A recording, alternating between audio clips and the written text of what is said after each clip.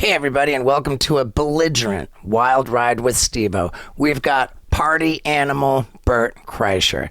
He's my favorite, dude. The first time we had him on the podcast was such a hit, and this one might even be better. So strap on your seatbelts and get ready, man. It is insane.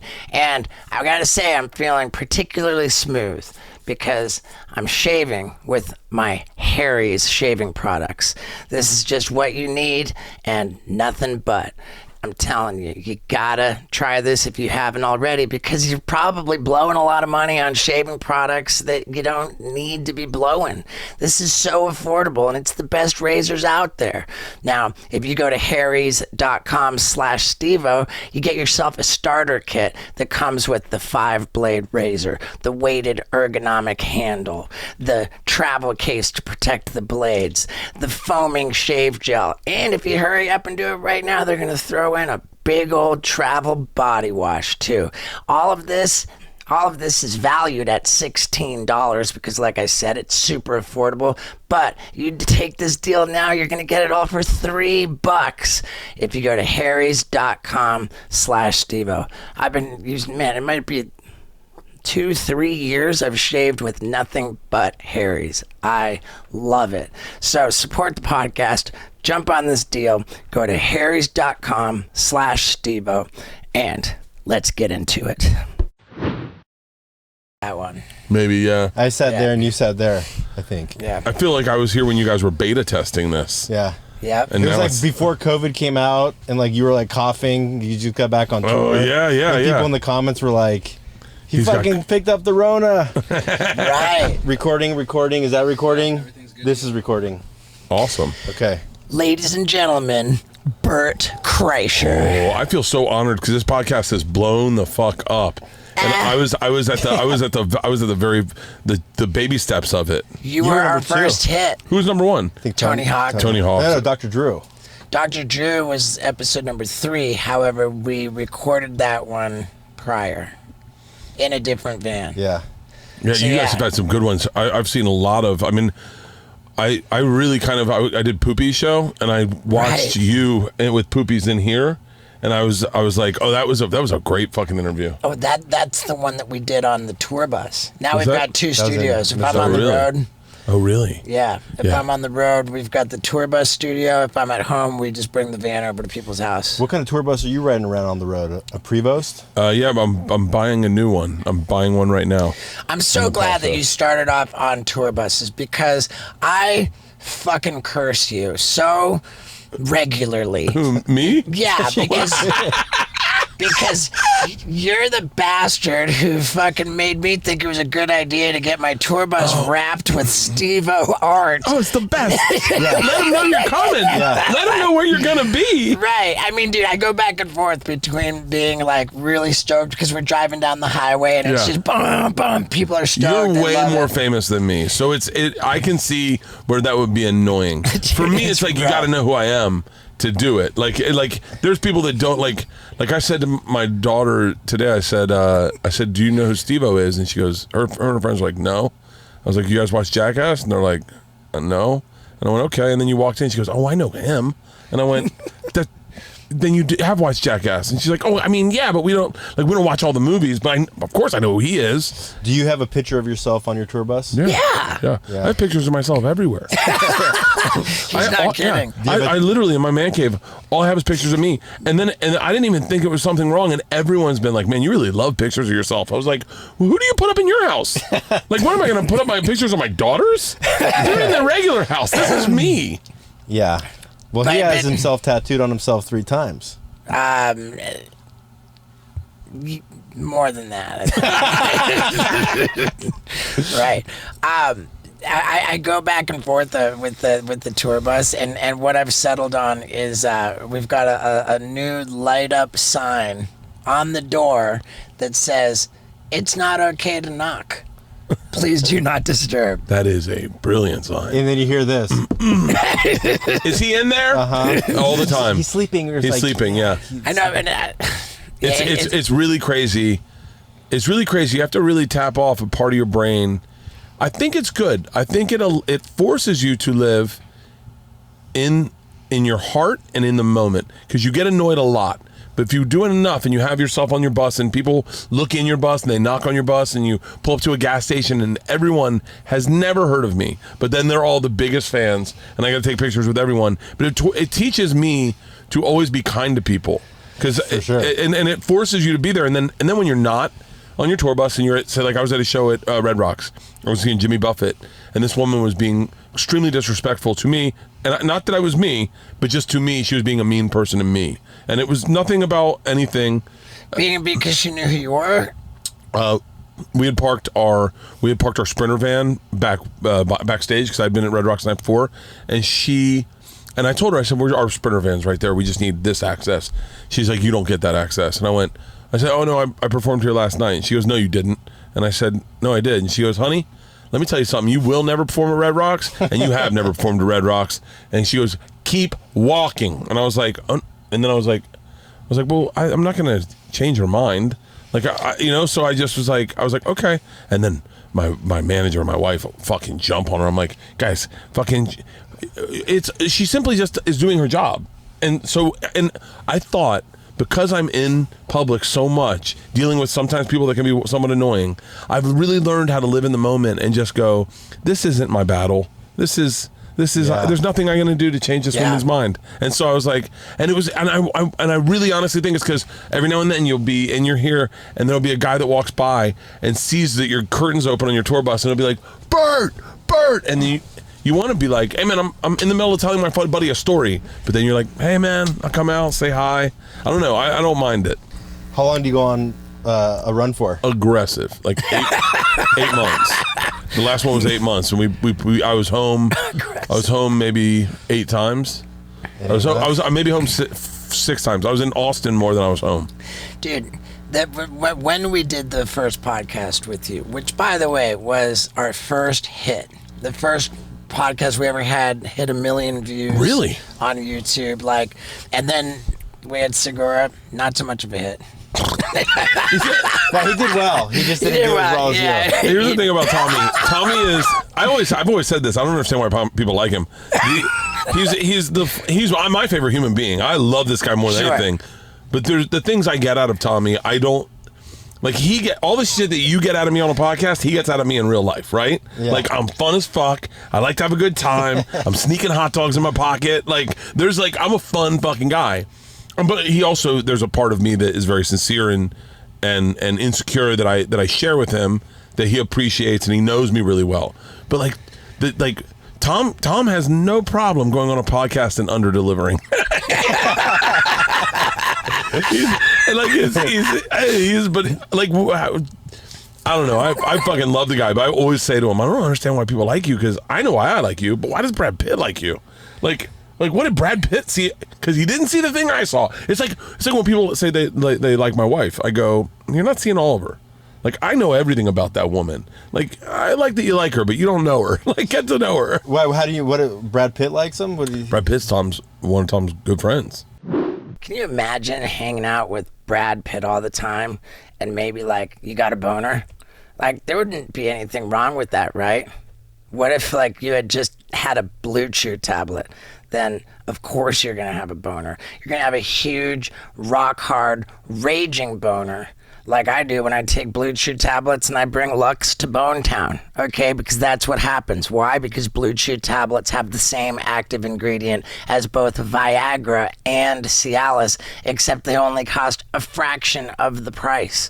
And if you ever wondered, is taking a Blue Chew tablet a lot of fun? I can assure you it is a lot of fun. I love it. I love it. My girl loves it when I take my Blue Chew tablets. I show her my blue tongue, and she's like, woo! She's so stoked. And man, I bone her really hard. Just saying, I bone her really hard. And you got this opportunity right here to get an entire month's supply of Blue Chew tablets absolutely for free. All you have to pay is $5 for shipping. And you consult with one of the medical providers online. You get your prescription super easy without an annoying inconvenient trip to a doctor's office, do it all online. Super fast. You get a whole month's supply of Blue Chew tablets on the way to you if you go to bluechew.com and use the promo code STEVO. You're insane if you haven't jumped on this deal already. So jump on it, bub. BlueChew.com. Use the promo code STEVO for a whole month's supply of Blue Chew tablets. All you pay is $5 for shipping. You're going to thank me, and so will your boner. Now, let's talk about Brad Pitt. Oh, really? Yeah, they're like best friends, I think. And so, yeah, I know. Brad Pitt liked his comedy, and clearly he just hadn't seen me do it, and I mean, because I'm so much better. And so I was waiting for someone to laugh at that joke. He saw stand-up, liked to stand-up, had they have the same agent, and he reached out to his agency and was like, hey, man, can you get me tickets to Tom's show? And, shit. And he went and saw Tom's show. And I saw that on Instagram. yeah, it was really fucking cool. Yeah. Because I'm a huge Brad Pitt fan. I mean, who isn't? And I'll tell you what, I'll be honest with you, it's because Jackass made Brad Pitt cool. Brad Pitt was hold on. It wasn't Legends of the Fall. No, hold on. Troy. 7. Yeah. 7. Think of all the movie stars that have had great movies that are cunts, right? He did, when you guys kidnapped him in gorilla outfits in Jackass, you were like, this guy's got a sense of humor. It made him a bro. It made him a bro. He likes cool the stuff. The kidnapping was not in a gorilla outfit, and then we did the gorilla bit after. Oh, yeah. The kidnapping was just Bam outside was Pigs. furious about that. He's like, we got Brad Pitt. Why are you covering his fucking face? And Bam made a point. No, but it was so cool at the end when he took his gorilla mask off. You're Right. like, that was Brad Pitt. And then I was like, oh yeah, you could have done so much crazier stuff with those gorillas, and then just use that last clip Right. of that's Brad Pitt. Right. Yeah. And when meanwhile he was like, do not go easy on me. Like fucking But that's what makes you like Brad Pitt. Like Right. those moments. You know, I saw him driving one of his motorcycles down Sunset one time. Dude, the leather gloves he had on, I think about those once a week. I mean, he's just a badass motherfucker. Yeah. Look, I'm a sucker for celebrity, okay? Like, I am. I like... Sure. If you want to tell me a story about Tom... My trainer trained Tom Cruise for, like all the Mission Impossible movies, all the big Jack Reacher, all of them. When she tells me Tom Cruise stories, I fucking listen. I love a good Tom Cruise story. And so, when I moved out to LA, I was a sucker for celebrity. I thought it was cool. It was cool that someone was famous. And then you see them and you'd be like, that's the fucking guy. I mean, I saw Mike Tyson in an elevator one time and I was like, it's the fucking heavyweight champ of the world. That's Mike Tyson, possibly one of the greatest boxers that ever lived. He's in an elevator at the Lemley Center where I'm going to crunch, and he's just in an elevator. And I was like, holy shit. What year was that? That was 2000. It was 2002, 2001. So that was a gnarly Mike Tyson. Yeah, and that was right after. I remember it was after 9/11 because I remember being in an elevator and someone was saying, some stockbrokers on the phone, and he's like, no, we need to buy Southwest. Southwest is the company that is going to stand out during all this stuff with 9/11. And I remember going, I'd never heard of Southwest. And then I should have bought Southwest. Southwest Airlines? Yeah, those crazy? are tips that you get that you gotta like take advantage of. I bought it. The stocks I've bought, I've fucked up every one of them. Oh my god, dude, I'm cursed. Oh yeah. Like stocks fuck up. Like any investment fucks up because I invest in it. I invested in clean coal out of Alaska. KFX was the name of the company. I invested in like when I had no money, I invested $10,000 in them, and they just tanked. I invested in Motorola. I invested in Nokia. I invested in Hong Kong Telecommunications. I invested in. I would get an idea, and I'd be like, Hong Kong.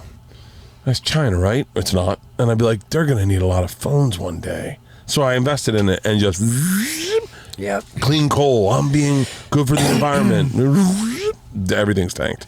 Don't you guys have money people that tell you like good investments? Oh, now I do, but I don't even know what it is. Like, Yeah. I don't even know. I don't even know. I was saying on Two Bears the other day. I felt bad that I wasn't like donating money to charities and stuff. And we talked about it on Two Bears, and then I called my business manager, and he goes, "You have a foundation." And I was like, "I do?" He's like, "Yeah, you donate like hundreds of thousands of dollars every year." Of course, that's how. He's like, I mean, I'm not saying you're like waking up going, "I need to donate," but like you and Leanne donate consistently. And then I was like, "Oh, I think of the things that we've given money to, and I was like, oh yeah, we totally have donated. What the fuck am I talking about? I'm not set up in this business to be like the I like the artistic things. I like ideas. I like making ideas happen. I like making people laugh. But like the business, the minutia of the business exhausts me. Yeah. Dude, anything insurance related, even remotely administrative, like I can't even P&L statements. I have to pick and choose pockets of when Steve doesn't get the look on his face like, Yeah. Do you know that I still have not opened up a single email that says P&L or financials or For real? It gives me anxiety. Dude. Leanne left town and she had a bunch of stack of things. She goes, those are some bills. I'm going to need you to open them. I'm going to need all the checks in there. About that. Done. I was done. Forget we were about late that. on our bills. We defaulted. Our fucking power got shut off. I did make a mental note to say to you that I want to sit down and actually open up these P&Ls because I want to know what's going on. What's a P&L? A profit and loss statement for his 6 businesses that he owns. Profit and loss. It's like what's going out, what's coming in. Like the balance sheet, like to see where you're spending money on to where we're like, don't do that, do here. Like, these are the revenue streams that are coming in, focus on that. Yeah, I don't even know how much something's burning's costing me. I'm just making it. I did same thing when I bought my fucking piece of shit RV like to use as a tour bus. Yeah, because this was my thinking. I had been renting a tour bus from this great company, right? Yeah. Like came with the driver, Prevost, everything. And I thought, man, it's so fucking expensive. Mm-hmm. It cost like $50,000 for like 2.5 weeks of using this tour bus. I was like, man, fuck that. I'm gonna buy an RV, you know. I'll buy the RV, it'll pay itself off in no time. And my dad was like, well, how much of the $50,000 for renting was for gas, was for the driver? Insurance. And I was like, I don't know. Yeah. I have no idea. So I don't even know if it was economically wise to buy the piece of shit RV to wrap. Here's where it got to me. It got to me is that I have to date spent so much money in tour buses, and look, I mean, I've been on a tour bus. I've had my own tour bus. Meaning, you know, for everyone listening, when you get a tour bus, you can get it for a month, but if you need it for the month after, you might as well just rent it for the middle month also, because you may not be able to get a tour bus. Mm-hmm. And so I've had tour buses consistently on lease, I think consistently for like 3 years. During COVID is when COVID. On lease, or did you end up just buying them? I'm just renting them, and I rent them weekly. I rent them for the whole time. Like I still have mine. We're off for 2 months, but if I gave it back, I might lose a tour bus. So why like, don't you buy one? I'm buying one now. I just went to dinner. I just went to dinner with the tour bus dude and my tour bus guy actually. And I talked about buying a tour bus because I was like, I want my own. I just want everything I want, and I want to make it the way I want it. Because right now I can't really fuck with, like, storage is a problem. Yeah. Do you use a trailer? We do not use a trailer anymore. We did, and it was just, I think we had a rough time in Amarillo in an ice storm, and I was like, and I think we had to stay there or something, and so we stopped using trailers. For fully loaded, I had 4 fucking tour buses. I got 4 fucking tour buses. Well, that's because there were so many comedians. And then I had a party bus where everyone could hang out. And so, like, we'd get done, and then everyone would party at the venue a little bit, and then we'd all go to the tour bus, party in the tour bus. Bus call would be like 3. Everyone, we would start driving at 3, and then when everyone got tired, we'd have all the buses pull over. We get off the party bus, everyone going to their own buses. So it was, and that party bus was more fun than any bus I've ever been on in my life. Nicer, captain seats, just fucking sweet. I bet. So to buy a Prevost, you're like what, 1.5 million? Like, I guess, I don't know. I mean, I'm getting, they're sending buses to me now, like pictures, and it's just the shell. I'm just buying the shell right now. Sure, and then you're gonna design it. And then I design how I want it in the middle, and I know. I mean, I really want. Here's the other problem: is this is gonna sound? People aren't gonna understand this. It won't make sense. I sleep in bunks. I don't sleep in the back bedroom. I sleep in bunks with the guys because I have this weird thing. They were trying to explain it last night. It's not that during the pandemic, I wanted to make sure everyone lived on the bus. So I didn't want to put myself in a nicer room and then go, hey guys, we're all living in the bus, but I'll have the big room. So good luck pedestrians. So I was like, I'll sleep with them so that I know exactly how bad it is. So if I feel we need hotel rooms, then we definitely need hotel rooms. But we didn't need hotel rooms. I really enjoyed it. And there's a part of me that really enjoys not missing out. Like they were saying some of those people that were in there worked on Travel Channel with me. And I forgot, but when I used to get really nice hotel rooms on Travel Channel, but I just wanted to stay where the crew was because I wanted to have fun with everyone. I didn't want to be off on my own in a different hotel room where people couldn't get access to me at the Four Seasons. I wanted to stay with everyone else. But on this tour bus, I think we're gonna. It would be foolish if I didn't do a star coach with a bedroom in the back and bathroom in the way back. I already know how I want to set up. Bathroom in the way back with a closet. You gotta have 2 bathrooms. Yeah, bathroom in the middle, and then 6 bunks. Yeah. The thing about me sleeping in the bunks is that when the curtain closes, I'm like, I'm out. I'm out. It's a good sleep, and then all of a sudden I'm like, like I'm in a coffin, and I have to like, people will be walking by and they'll just see my hand come out because I get claustrophobic about being enclosed. Oh no! What's crazy is I'm claustrophobic, but not in those bunks. And my whoop strap will tell me that like I when I'm on a bunk, I get 0 deep sleep and 0 REM. Zero. And it's all like 0. 8 hours of 0. Can I tell you? Can I show you my Whoop recovery from late? That's your phone. Yeah. Where's my phone? Oh, my phone must be in there. My Whoop recovery's in the 80% because I switched over to tequila.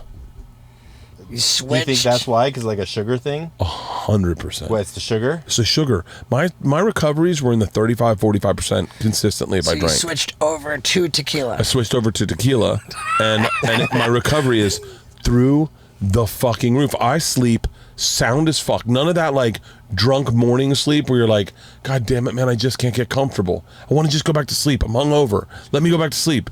On tequila, if I wake up, I go, I'm going back to sleep, and I go right back to sleep. I feel no hangover whatsoever, and I'm burning like 700 calories in the gym for an hour workout. I'm killing it in the gym. Because of tequila. A game changer.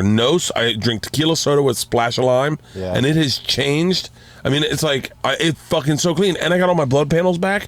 My liver's in the normal ranges. And I'm like, dude, it's tequila. What's your HRV on your Whoop? I wish I had my fucking goddamn thing. The Steve's was in the hundreds of HRV. Is that good? It's like the best. Really good. Yeah, you're really healthy, though. That was when I was on no sugar, no flour. Then I got back on sugar and flour. My HRV went all the way down. And now I'm once again no sugar, no flour. I thought my HRV was like 35. Is that possible? That's HIV. bad. Oh, okay. Yeah. Oh, I got that too. 35. I believe that you have that, and it's not good. Okay.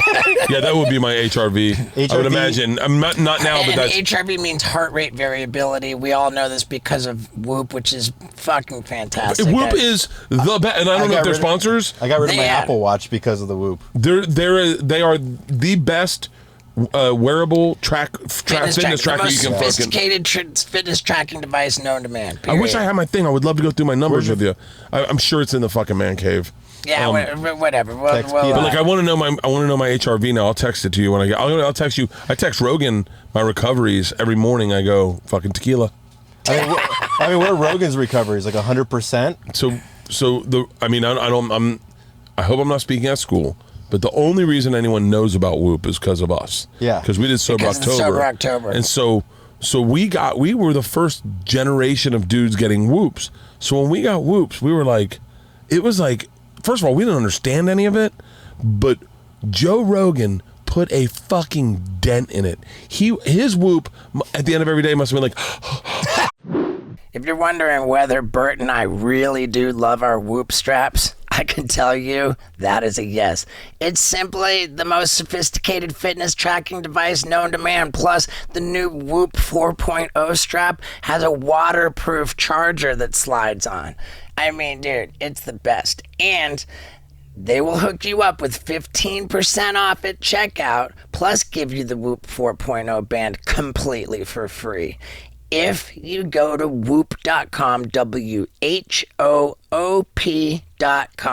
and use the promo code STEVO. Joe Rogan, Bert Kreischer, Stevo. These are 3 wildly different personalities, all raving about the Whoop strap. I'm telling you, it's the way to be. It gives you all of the insight into your health, your rest, your sleep, your calorie burning, more than you can get from any other fitness tracking device. So if you're not wearing a Whoop strap, I'm telling you, you're blowing it. So one more time, for 15% off your membership and the free Whoop 4.0 strap with the waterproof charger, it's whoop.com with the promo code Stevo. Now, let's get back to it. I mean, his fucking, like, you'd get his activity, you know, you start activity and you can track it. Yeah. And it looked like the fucking Swiss Alps, just, and he would keep his heart rate 10 a.m. He would keep his heart rate in the red, like at like 171 for an hour straight. And I'd be like, what the fuck? He would work out so fucking hard. And then his recovery, like 100% green. Like he would just go like, he's a different animal. He would work out like a beast, and then when he decided to go to bed, he would sleep for 8 hours exactly and wake up. Like I never got to 8 hours. I was always at like 7 hours and 15 minutes. I get grumpy if I'm less than 8 hours, dude. I can't. I slept great last night. I slept 9 hours last night, and fucking slept all. So I had panic attacks in the morning, but whatever, that's normal. Dude, speaking of Rogan, can I officially thank you in person for the kind words you said about me and my podcast and my comedy? I don't even remember. It was. Yeah, you had Tony Hinchcliffe on last time you were on Rogan. It was like the first 10 seconds. Well, yeah, because Rogan said, I want to do a podcast in a Sprinter van. He said, I want to make a podcast studio in a Sprinter van. You said, yeah, Steve-O does that. Yeah. Well, I mean, my feelings about you are genuine, so I mean, that's how I feel about you. I try, and I mean, there's a few people I'm impressed by, you know, like where I go, God, they're doing it good, you know, and it's for a number of different things. But you consistently impress me. And it's like I said, I didn't say this on the thing in there, but like it was really cool when CBS, we both did pieces for CBS. CBS came over to my house and they were like, yeah, there's like, this is great.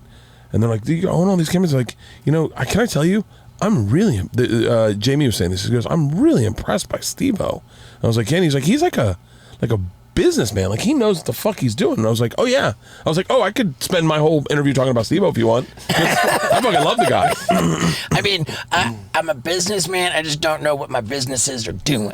You don't need to be like, look, fucking Steve Jobs didn't know how to make an iPhone, but he had the idea, and then he was like, send it to Asia, they'll figure it out, whatever. Or he sent it to the room, and he was like, guys, this is what I want. You go like this, and it does that. And they're like, huh? You got to be like, I think when you're on our side of the stage, you got to have big ideas. Right. And you got to have the right team around you to help you execute those big ideas. We spoke with Mark Cuban about this, about surrounding yourself with people who fill in your gaps. Dude, I'll tell you, my number one on my list is my wife. My wife is she's so literal, so functional, and so smart. Like when we did Fully Loaded, she said, we're not making any money on this. We're putting all our money back into it. And I said, why? And she goes, it's only successful if we do the second one. Like, it's not successful if you do one. Yeah. It's only successful if you do 10. And if you want to do 10, you got to do 2. But if you want to do 2, you got to put your money back into 1. So that's why we got all the tour buses and had all the like extra treats for everyone. We had catering travel with us. We had a juice bar travel with us. Wow. Can I ask you, what was the mechanism for preventing people from poaching the show with their cell phones? Did you have a mechanism for that? You can't stop that. Yeah, because like I lose my mind over. I wanted to call you. I wanted to call you about it because I know that was because we reached out to you to do it, obviously. Right. And I wanted you to do it. I wanted you to do it for 2 reasons. Because I know one of the I could be wrong, but I know one of the things that is important to you in your career is being taken seriously as a comic, as a comic. And I thought one of the great things about this tour was that you are sitting with inarguably 12 of the best fucking comics in the country, day in and day out, who would then get to see you performing as a comic, and I thought it'd be good for everything for you, and I thought it would be great. I just thought it'd be great, and then I was gonna call, but Leanne told me not to because I said, they go, Steve-O really wants to do it, but he's working on his new hour and he's worried about, people stealing it on their phones and putting it online. And I wanted to go, I told Leanne, so I'm gonna call him because look, I'm working on my new hour too. Right. Like, but that's just part of like doing business these days, is that people are going to do that, and you just gotta hope that I mean, people don't search it out, and Leanne goes, don't call him. How would you feel if Steve asked you to do something and you said no, you gave a reason, and then he called you? And I go, you're right. But I wanted to call you so bad because I was like, I think it's the wrong decision. I want you to do it because I think it would be so good. I think, first of all, we did 8 shows over 10. We did almost 100,000 people in 2 weeks would have seen how fucking great you are, and all these comics would have seen how great you are, and I think it would have been great to watch your brain work with the way we were operating. We had a whole production band, shooting content, making content. There were so many opportunities for content. I kind of want to see how your brain worked with, like, we had Churchill's Downs to ourselves. We had these electric bikes that we were taking through the arenas. Like, I wanted to see your bikes from Electric. Well, we had one electric, and we had one from 75. Super 75, one Super 75. So that's what I wanted. But we're doing it next year. I'd love to have you come if you change your mind. I think that it could, that there's a way for me to approach it that could work. And by the way, thank you for all those kind words. As it worked out this last time, like I did well because I had my own like theater run going, and it just was in a business sense, it just worked out way better for me the way that I did do it. Yeah. But yeah, I would love to take an approach that works like that. The thing about my comedy is that it's multimedia. Yeah. And like I don't know. We had all those aspects up there. I literally, because Big J wanted he wanted the opportunity to do crowd work for us to have a camera and a big screen up top so he could play him who he was talking to, and so we had we would have totally accommodated you, and I right. Totally get it, but yeah, I mean, and that's why when I say things about you positive on Rogan, I mean all of it. I think you're a great dude. Well, dude, and you're really inspirational. I appreciate that so much, man, and I feel the same way about you. I'm so so fucking impressed. Can we talk about the extent to which you are fucking killing it? Okay, like I'm off for 2 months, so I have panic that I'm not killing it at all. Like I'm just like, what am I doing with my life? Okay, I mean, like I'm gonna guess that your 2 months off are by design because you've got so much press to do to promote your Machine movie coming out on Netflix. No, we don't know where it's coming out yet. Oh, it's not. I thought that was a Netflix thing. No. We have a movie. I have another movie at Netflix, but that's just. We're hoping to release it in theaters, but we got this whole Ukrainian Russia thing going on. Right? Did you? Yeah, I've never been more interested in a war. I was like, can someone do something to make it stop so I can put my movie out? I know that sounds selfish, but it's like, what the fuck? Right. Well, shit. So you've got your podcast, the Bert Podcast. You've got your podcast, Two Bears, One Cape, which is like wildly bigger. We did not. I don't think Segura and I. First of all, I don't think Segura and I ever thought. We definitely never thought we'd be doing arenas. I know for a fact. But when we started that podcast, we had really good, healthy careers, like doing theaters and so doing solid. I don't think we ever thought it would be where it is now, and I think we just got lucky with a couple clips that are really funny clips, like the Kool-Aid clip, the Jennifer Aniston clip, Isla shooting dice. Like there's we just got lucky, and I think it's just. Just being consistent, and so the whole thing about a podcast, being consistent, doing it consistently, and just showing up and doing it. And some episodes are stinkers, and some are weird. Like we talked about being dads a couple months ago, and we both ended up crying, and we did not see that coming.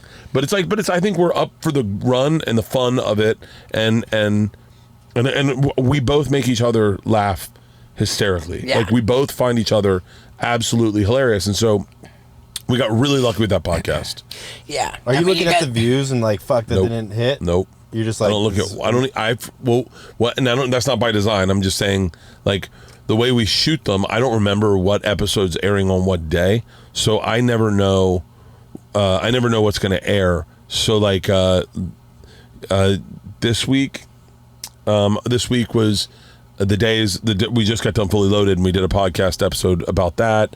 We did a podcast about that, and we talked about charity. But it's like we gang shoot them because he's in Austin, so we'll shoot 4 at a time. So I don't, and they're in 2 days. And usually the way we do it is The first one's with coffee, and the second one's with either weed or alcohol. And so I don't remember what I say. And so I don't remember anything. I mean, we had one where we put butt plugs on our ass, and I did not. I don't remember that. I don't remember recording it because we were just partying. We smoked. We lit a joint. And we were just partying. And then Leanne's like, "Did y'all put butt plugs in your ass?" And I was like, "Oh, did that come out today?" So I don't really. And I don't look at the views. That kind of, that's more for the ad sales people to look at. Yeah. Okay, so. Remember when I guest hosted Two Bears in One Cave? Huge episode. Yeah, it was fucking the hardest that I've laughed while podcasting. It was a huge episode, and we, I mean, I still to this day laugh. Can I please see your dick? Right. Dude, so I had this crazy thing happen. I went to the gathering of the Juggalos. Oh, wow. Right, I hosted the main stage. Put that in the bucket list. Gathering of the Juggalos, the most incredible experience. A lot of Fago. I come out on stage and I'm doing like crazy tricks and stunts, whatever. All I'm hearing from the crowd, "Show us your butthole. Show us your butthole." And I'm like, at first I was confused, and then that's where I went out, and then I mentioned something. They said, "Oh no, they love it. They love it. They really mean it. They want to see your butthole." I love. By the way, I'm never liked Insane Clown Posse fans more than right now. Right. So my natural reaction to that is, well, I mean, if that's what they want and they care about that, like, who am I to deprive them of that? Mm-hmm. So my next time I go out on the stage, and I spread my butt cheeks like past the point of where it hurt. And he gave them a heads up too, so they all pulled their phone out. Oh yeah. Are you serious? I had no issue with that. I had no problem with that. Like, yeah. This was for them. Now, and on top of that, there's like a whole, like the media in between the crowd and the stage. Yeah, like, yeah. Oh, dude, full on. And the next day, Shaggy, who's one of the I met him. Yeah. He sends me a photo that was taken from the crowd. He goes, "Man, you weren't kidding about it." And this photo is the most shocking fucking thing. You have it on you? Dude, like, it's the most fucking shocking thing you've ever seen in your life. Yeah, he talked about it for a good, 2 minutes that he's going to show his butthole. So everybody's just ready to go. And here's the end result. Okay, I'm going to, in my text, I'm going to search the word cavernous. Really? Because, are you a gaper? Because, okay. You tell me. Okay.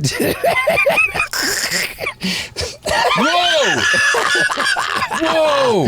Right? It's like, right? It's like a light. Is my face turning red? What's going on down there? Were you pushing? Or were you sucking in or something? I showed my girl, and is that just bad lighting? She's like, you could fit the whole microphone in there. Like that's an O-ring. That's like a fucking. But it's not. But that's the thing, is that it's not fucking my butthole. Like it's the lighting. It's the lighting. Can I tell you, I'm really impressed by their lighting on that stage. Right. I really like this. I think I use similar lighting in my stage shows. I'm not even joking. See how happy Scott is. That's fucking awesome. Yeah. So. Was that photo online? It's got to be online. Are you kidding me?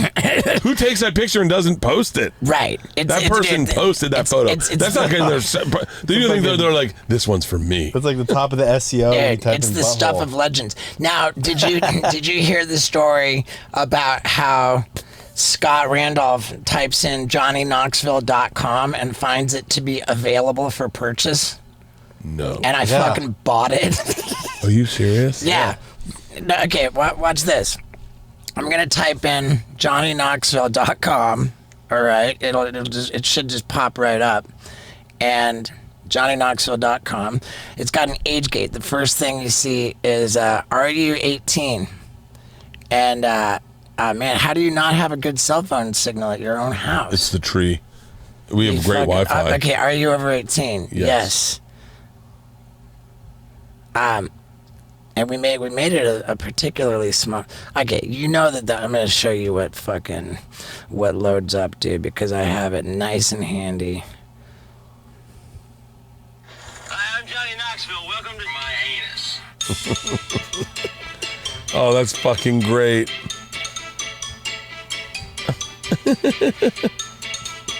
That's fucking awesome. Is that your butthole? Yeah. So but it looks like his because it's the same shirt. yeah. And I mean, I'm very proud of that. That's what I love about the Jackass energy.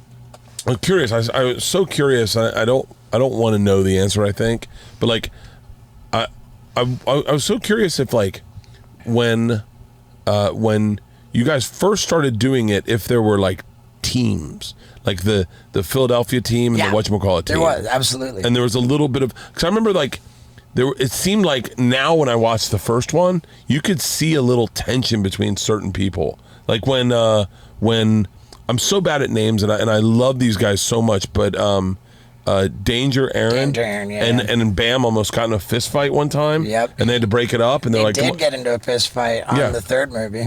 Yeah. Yeah. And so maybe that's the one I saw.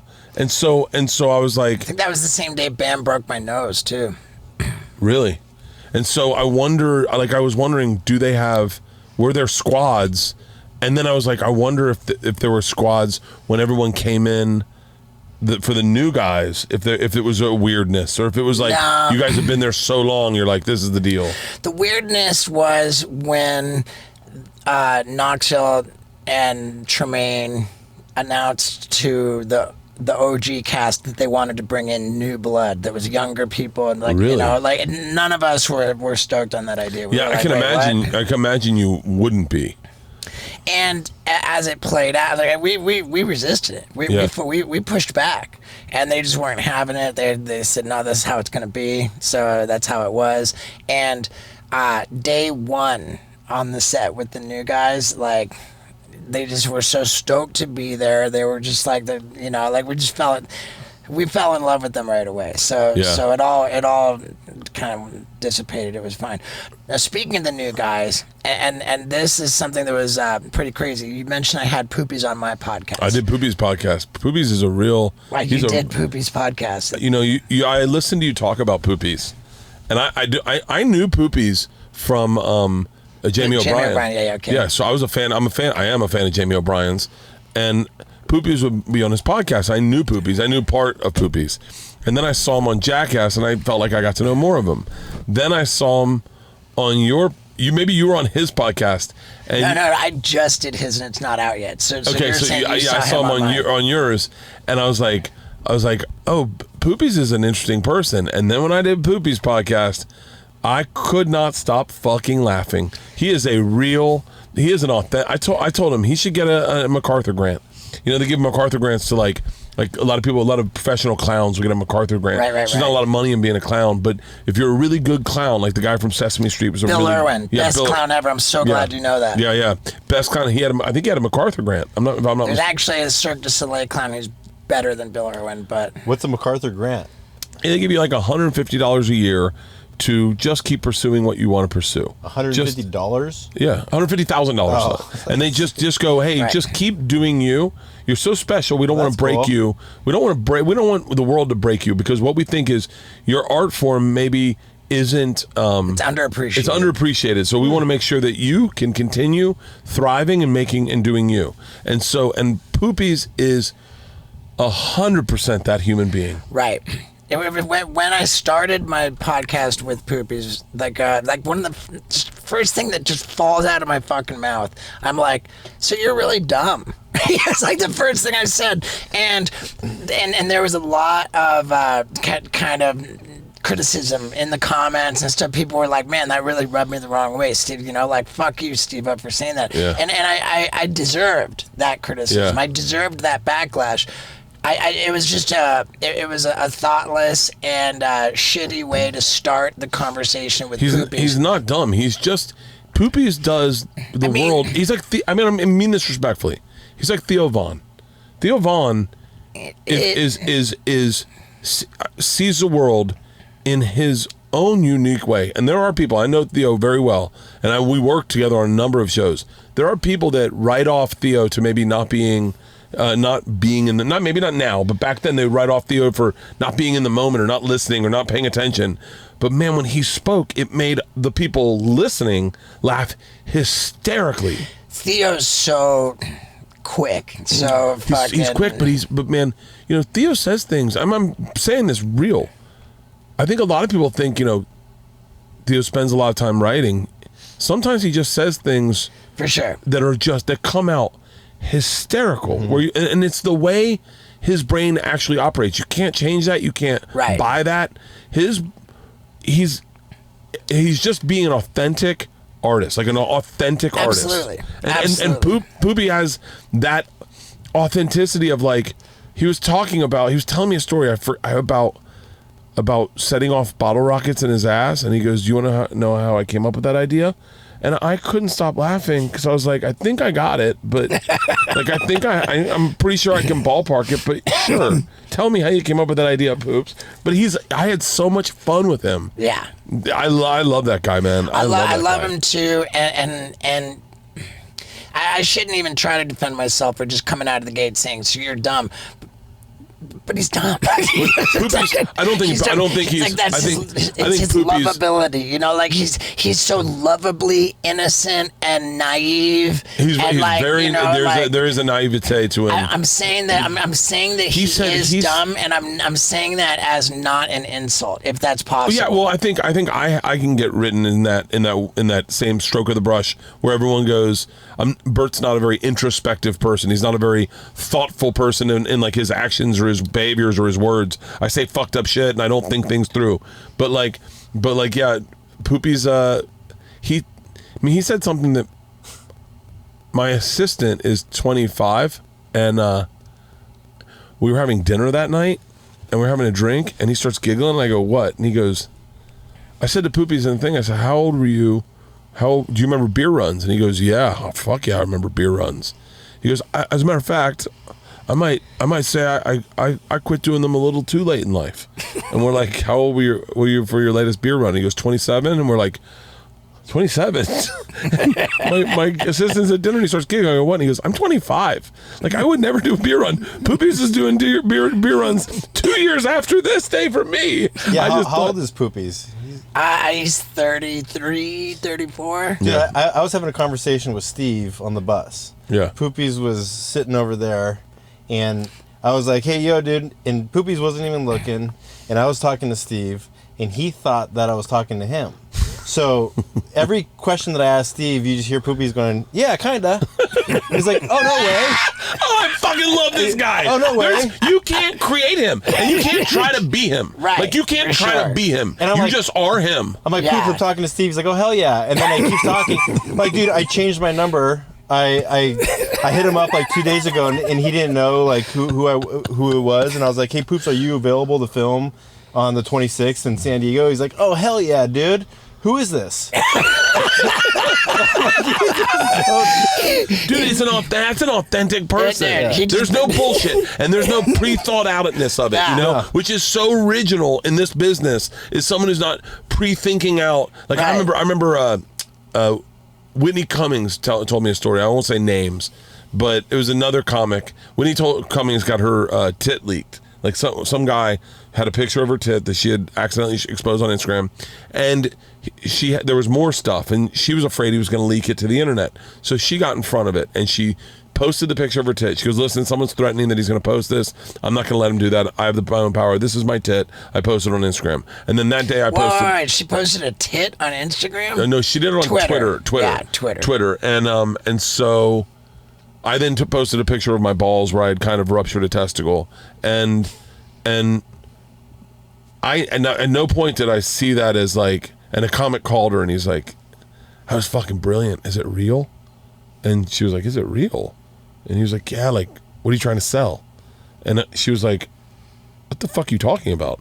And she told me about that and I went, "That's crazy." Like, so many people wondered, like, was Joe Coy and Chelsea Handler like a real relationship, or are they trying to sell tickets? Because that's so much of this business. Now, obviously, it was a real relationship. It lasted for a year, but like, so many people's brains work that way, and Poopies does not. And it's so refreshing in this fucking business of like, where even me and you can get caught up in the thought.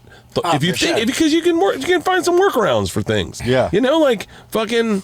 You know, I remember going in for surgery for my elbow, and I had to sell tickets at Red Rocks, and I went, "Well, I'm going to make this work for me." And I fucking filmed my promo going into surgery, going under. And Like, there are some guys that, and a lot of us that will try to think things through. That is not Poopies. By the way, that is such a fucking hilarious Poopy story that you're having a conversation with Steve and he's in the front going, yeah. He's like, oh, hell yeah, dude.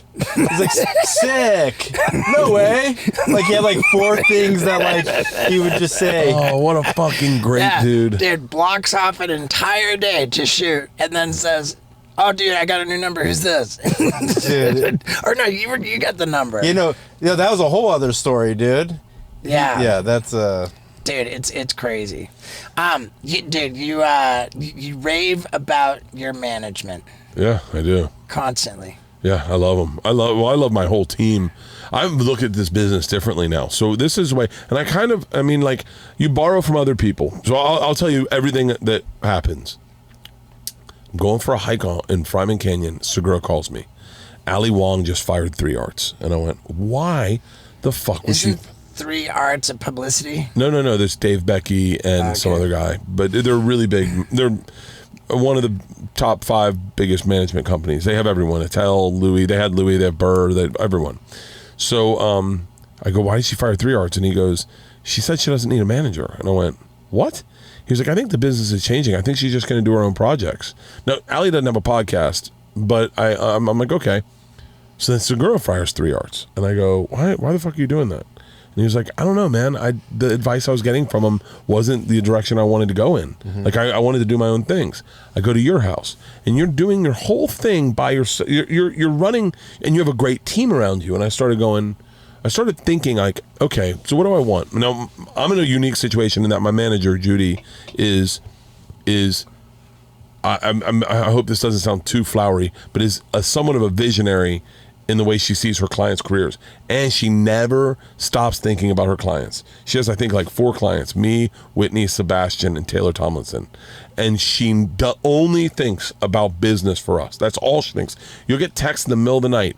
I have an idea. A long time ago, she said, you need a portion of your beer sales. And I was like, fuck yeah, I do. And she was like, that should be one of our focuses. Well, for Fully Loaded, I got a portion of the beer sales. And suffice to say, in a festival that I did not plan on making any money, I made a fair amount of money because we sold a cunt load of beer. Yeah. And so, but that's the way her brain works. And so I would never get rid of Judy because I need her brain. When I created the drive-in movie theater tour, I came up with the idea, called my agent manager, Nick Nusforo, Heidi Feingen, and Judy, my manager, and I said, I want to do drive-in movie theaters. And they're like, candidly, it's not a thing. Now, listen, if they were the people that just didn't follow through with it, I'd be gone in a second. But that team was like, fuck it, let's see if we can figure it out. They got an EDM company who does electronic dance things. They talked to them. We got on the phone with them. We talked to them, and they're like, we got it. Let's get you 12 dates.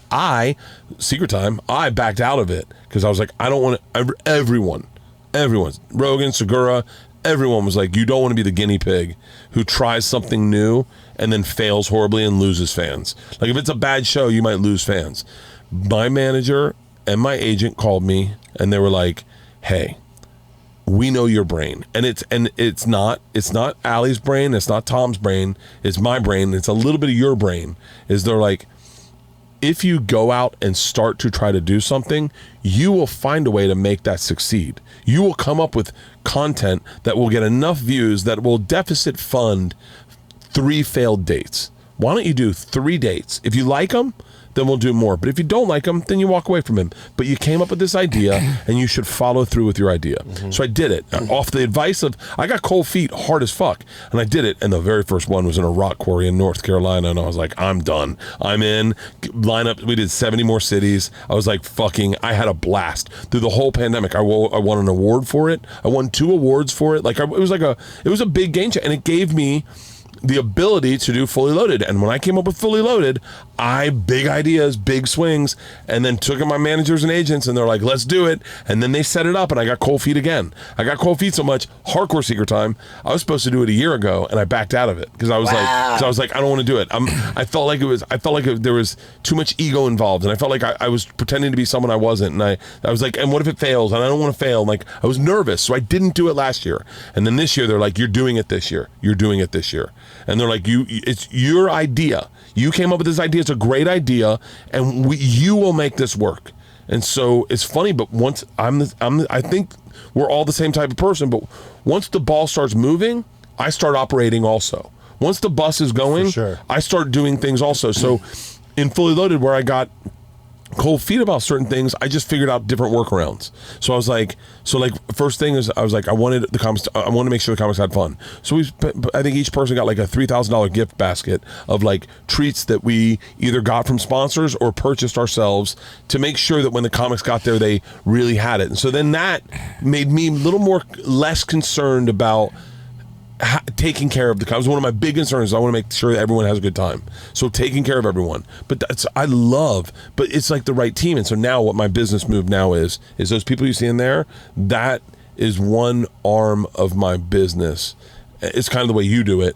That's one arm of my business. And then I have, and that includes podcasting, all my content, all my promos, Something's Burning, and that is Birdie Boy Productions. And then I have Bird Inc., which is my stand-up, and that is my manager, my agent. And I will tell you right now, if anyone gets an opportunity to sign with either Judy or Nick or Heidi, fucking do it tomorrow. They are the most brilliant people in this business. Levity.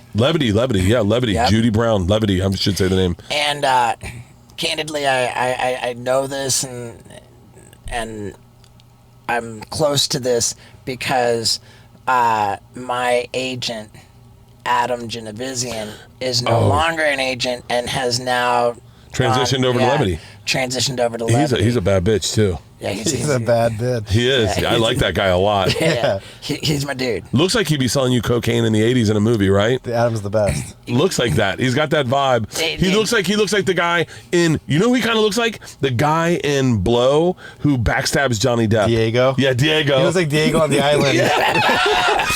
I give you everything. Yeah, he's got those really blue eyes. Yeah. Dude, yeah, he's my guy. And I fucking love him, and he just raves and raves about Judy, as do you, and you guys' rosters. Judy thinks about, and I know this is really inside baseball. Judy thinks about this business nonstop. I remember I had a moment with her that was like really telling. We had a guy we worked with, and he said something innocuous. Maybe this is horrible for me to say. He said something like, "Yeah, I can't really talk right now. I'm hanging out with my family." And Judy and I were like, "Huh?" We're talking about business. Like, what the fuck? Put your family on the side. This is business. And Judy and I had this conversation where we were like venting to each other. So by the way, Scott and I both are like, hallelujah. Yeah. We're like, Judy goes, and when we were like going back and forth, like we found a band we loved, but the thing we loved was working and business. Right. And like, she was like, I never stopped. I never stop working. One point of my day do I stop working and going and go. Yeah, Ever. never. Yeah, I wake up thinking about jokes. I wake up thinking about promos. I wake up thinking about podcast questions I can ask the girl when I do the next 2 bears. Let me text Rogan. I'm working every fucking second, and that is Judy. Judy went to a Kenny Chesney concert the other day. Sorry for interrupting you. Have you ever once in your life had an automatic reply set for your email to let people know that you were out of the office or Bro, I answered an email. Who doesn't check their fucking email? I'm in Hawaii. Great, check it from the beach. I'm on vacation. Like, dude, I went on a vacation recently. Fucking worst experience ever. I'm like, dude, we're deliberately accomplishing nothing. Is that really what this is? Like, fuck, relaxing stresses me out. Relaxing, I don't get it. And what's crazy is that is who I was as a kid. Like I was like, don't bother me, I'm on vacation. I was like that guy. Really? And then something switched. I think it was when I got the opportunity to make money. I think when I started like kind of succeeding in stand-up, or at least I felt like the second I felt like I could affect my career, I then became singularly obsessed with it. Like the second I realized, I think I relate to that 100%. because I think we're probably both in the same situation where maybe you not as much as me, but like when I worked at Travel Channel, it was a corporate job and I couldn't really affect change for it. I couldn't get people to watch the show as much as I promoted it. It never, no one really tuned in. It wasn't that good, and I couldn't make it better because I couldn't edit it. And it was a branded show of family friendly, and it wasn't my voice, and I couldn't make it my voice, and it was good money.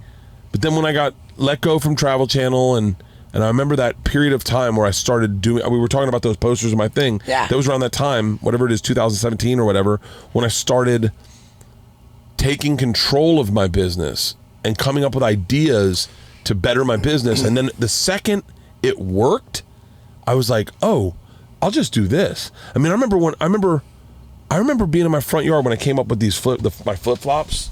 Like I had my own flip-flop.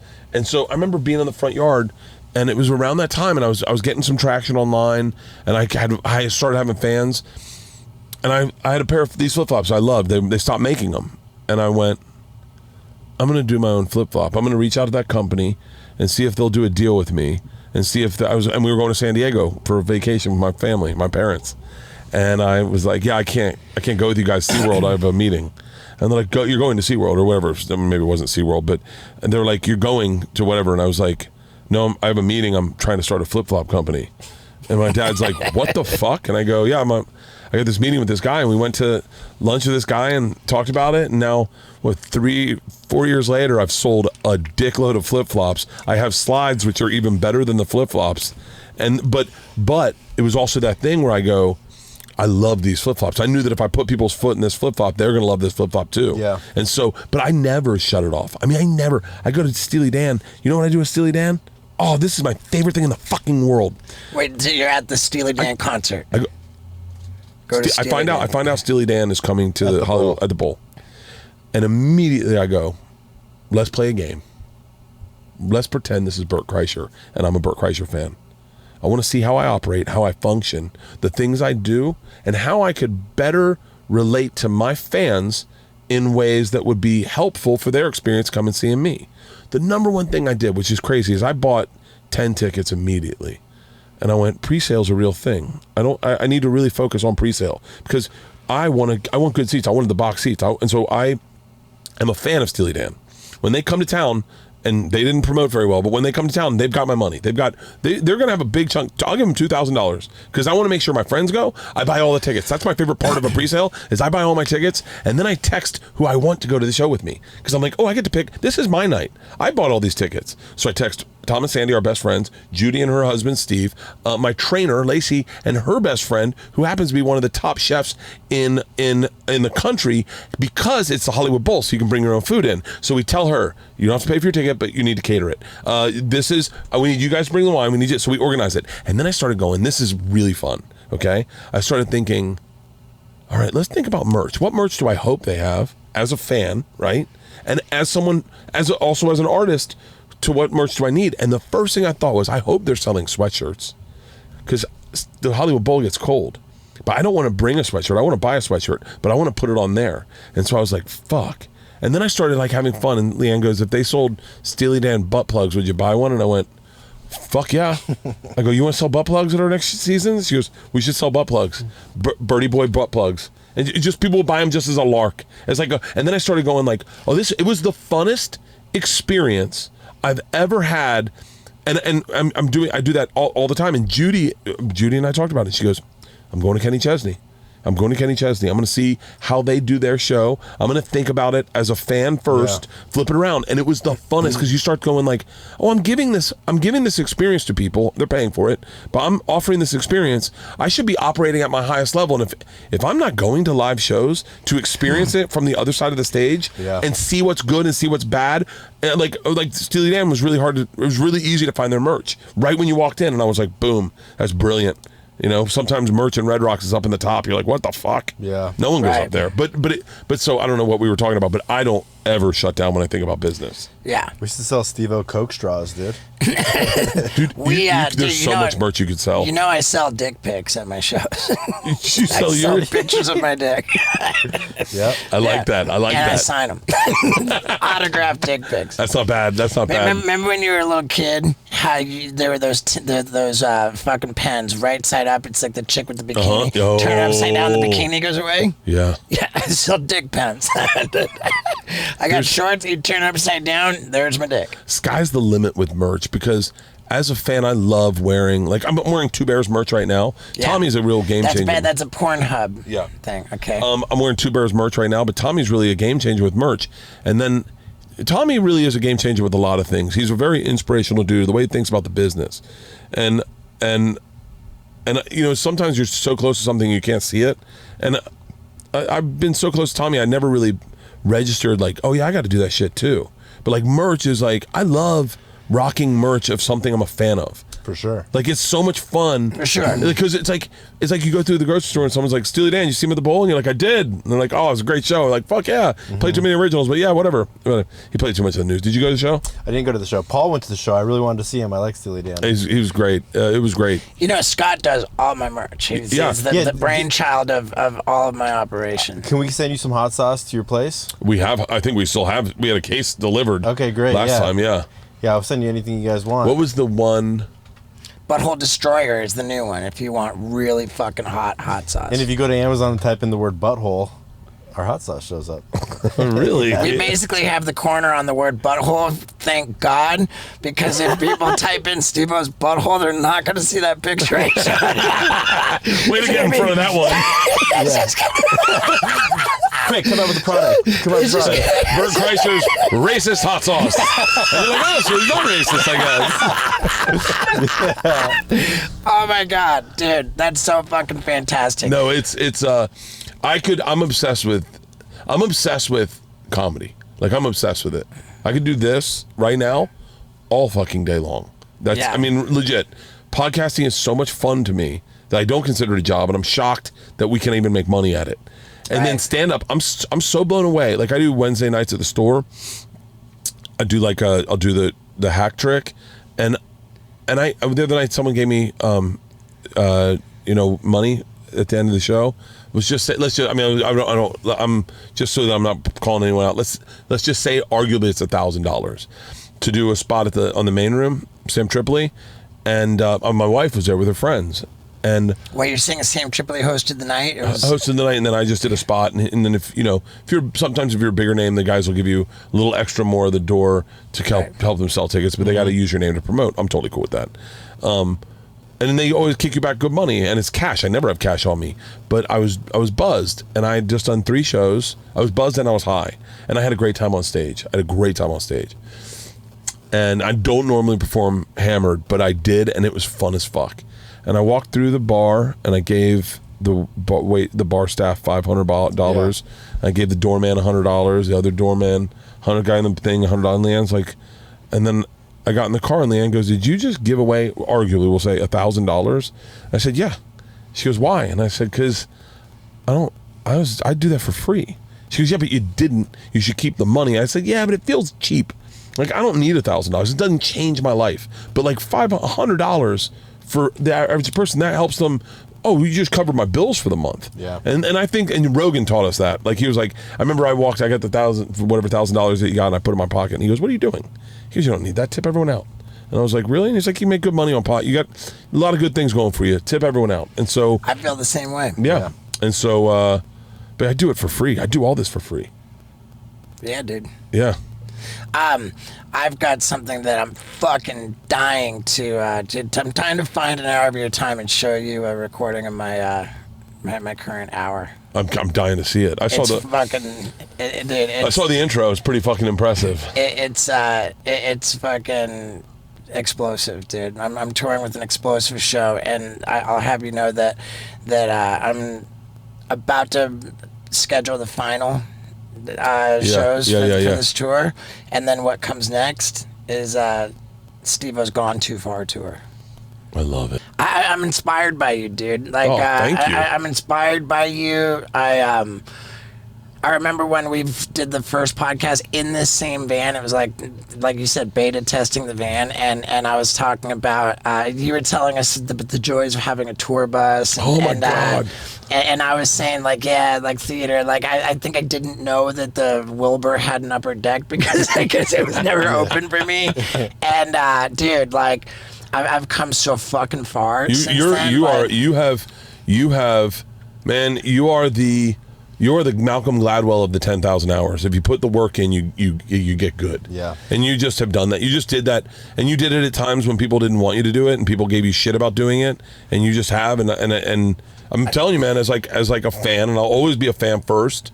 You know, for everything I am, but like as a fan, you made me laugh so hard for so many years that it's so great to see you thriving. It really is. Thank you, man. It means the world to me. And I fucking grinded in the comedy clubs for 11 years. Nobody knows. Yeah. I was just quietly grinding. Yeah, and sometimes catching shit from people. For sure. And I just didn't. I never fucking gave up. I just found my own voice. Graduated to theaters. Now I can tell people about the joys of having a tour bus, even though it's a piece of shit RV. and dude, I look at you in fucking arenas, and I'm like, I just feel like I'm just marching, and I'm fucking just determined. Put it in the universe, man. I'm telling you, put it in the universe, and just like, I mean, this is the way I look at it. But like, always be mindful of your set, and hope it's a little better today than it was yesterday. For sure. And then if that's just little increments. I remember my little increments were like ways to comfort me about this business. I remember the first time I sold out comedy clubs, and then I put out like my special, and that was the Showtime one? Showtime one. No, it was that came after. But first time I sold out comedy clubs, I remember saying to Tommy, I was like, if I could sell just like 10% more tickets next year, that would make me feel like I did a lot. And he was like, Bert, that's 10%. It's a lot of money. That would be a lot of money. And I was like, yeah. And he's like, that's a good way to think about it. And then I did. And then I remember he was like, you should think like, what if I can just increase my ticket price and have the same people? So I was $20 tickets. What if I could go to $35 tickets?